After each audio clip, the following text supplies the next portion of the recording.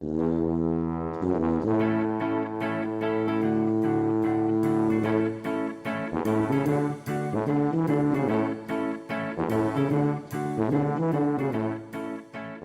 morning, and welcome to the Mental Breakdown Morning Show. I'm Dr. Bernie Wilkinson. I'm Dr. Richard Marshall. Happy Thursday, January 12, 2017. It's a great day, wonderful day, fantastic day is what I'll add there at the end as you take your deep breath. And well, I was thinking, it just goes by so quickly. It does. Here we are, we're almost half of January. I haven't taken my Christmas tree down yet. We're halfway through January. No. And but it's a great day today. We're going to talk today about on a topic that a lot of parents, a lot of people are going to be dealing with in the next couple of months. Very soon, right. And that is the idea of the empty nest, empty nest syndrome. We had this idea from a person who wrote in asking a couple of questions, and we found some things that have been written about it, and actually this is a topic as we were getting ready for the show, a topic that we are thinking that we may need to maybe spend a week on, just sort of thinking about all of the different aspects of what happens to couples and to parents as their kids move out and move on with their lives. Right. The whole idea of empty, you think of it as a singular event, like my kids are leaving, typically to go to college or leaving the house at about age 18 or so. And we think of it as a singular event. It's not. It's part of a much broader, much larger life transition that's occurring at that time. And when we began, as we discussed today's podcast, we began to say, but it's really in a much larger context that we need to talk about. So I'm hoping that we can devote, maybe make it one of our themes, the whole idea of what life is like at this point. Yeah. Also, if you've never done it before, if you have never had a child go off to college, you're in for a difficult. Yeah, most of us are in for a difficult time. There's just no way to prepare to have a child leave home. You can't prepare. You think you're ready. You think you've prepared mentally and emotionally, and you haven't. When that child walks out of the house, there are only a couple of things that are that difficult to deal with. So get ready, because if this is your first child, get ready, because it's a shock when they leave the house. Right. But so the focus today is going to be just some considerations as you prepare for that, because as you said, it is quite a transition. It is challenging for you, for most of us.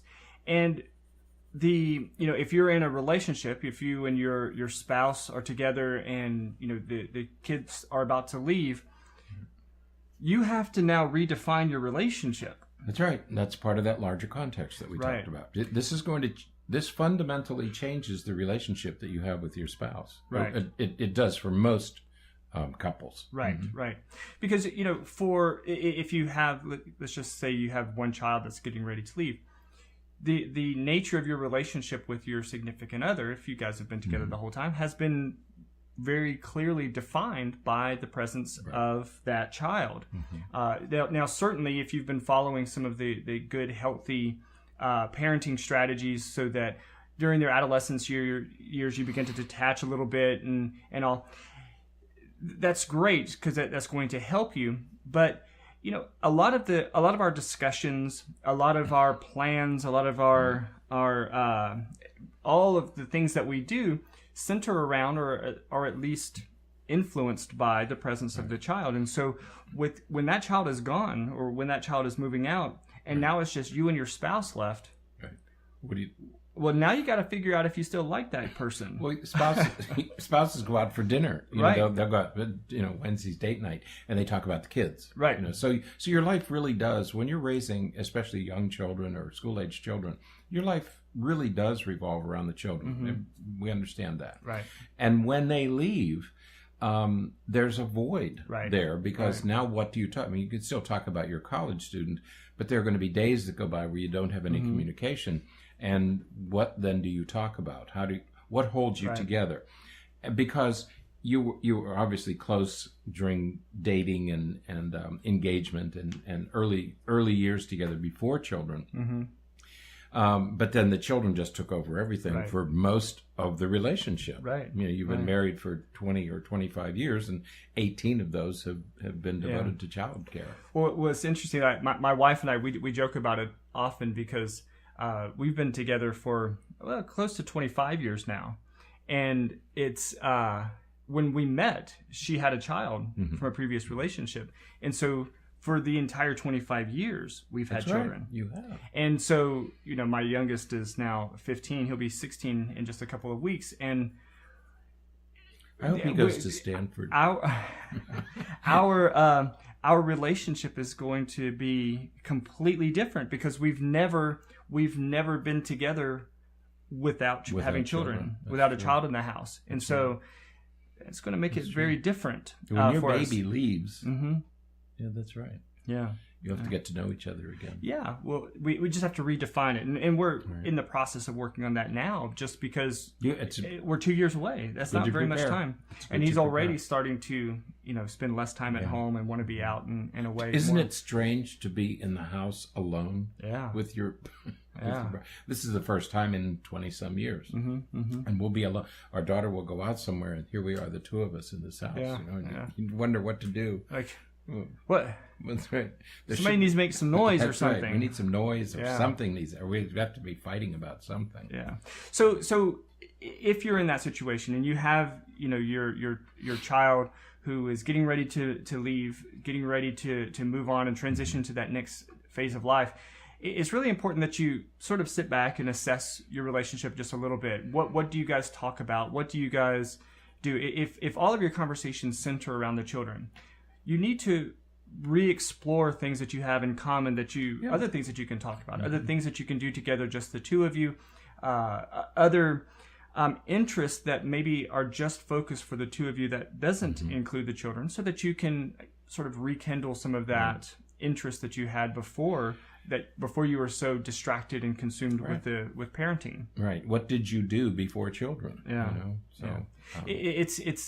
It's not easy, and you said that a few minutes ago. It's not easy because it has been life. And remember the other week we did the podcast on about boiling frogs. Yes. It's sort of the same thing. Our life slowly changes when we start having children, and it shifts from being focused on the relationship with your significant other to being focused on the children.